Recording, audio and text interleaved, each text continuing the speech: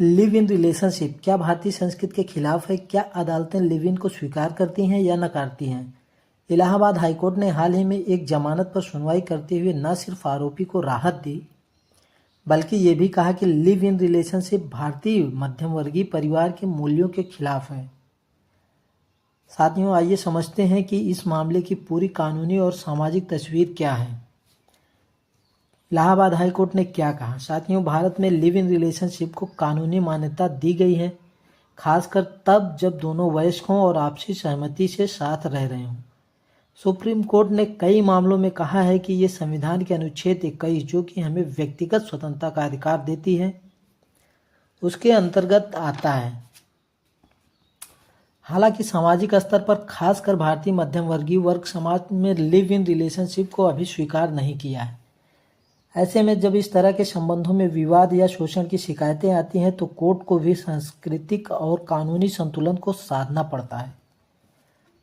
ये मामला उत्तर प्रदेश का है, जहां एक पुरुष और एक महिला काफ़ी समय से लिव इन में रहते हैं। फिर महिला पुरुष के ऊपर शारीरिक शोषण का आरोप लगाती है, कहती है कि इन्होंने हमें शादी का झांसा देकर हमारा शारीरिक शोषण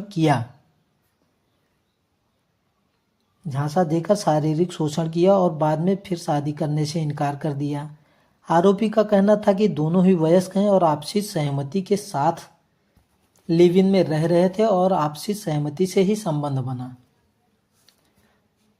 जोर जबरदस्ती का यहाँ कोई स्पष्ट प्रमाण नहीं है।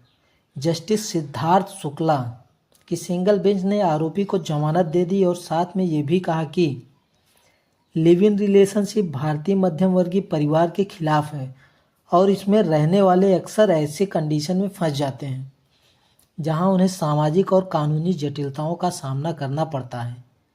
कोर्ट ने कहा कि मामले की गहराई से जांच बहुत जरूरी है, लेकिन प्राथमिक तौर पर जमानत देने लायक है।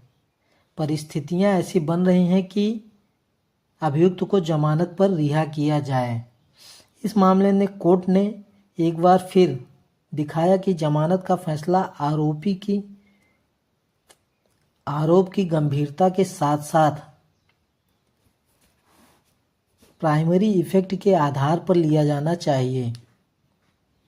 लिव इन रिलेशनशिप पर समाज और न्यायपालिका के बीच में मतभेद को सामने लाया।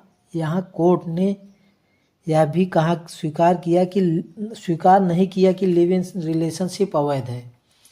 यहाँ केवल कोर्ट ने सामाजिक और कानूनी प्रक्रिया के पहलुओं पर अपना दृष्टिकोण स्पष्ट किया। उन्होंने कहा कि भारतीय मध्यम वर्गीय परिवार वो लिव इन को अभी भी स्वीकार नहीं कर पाया है।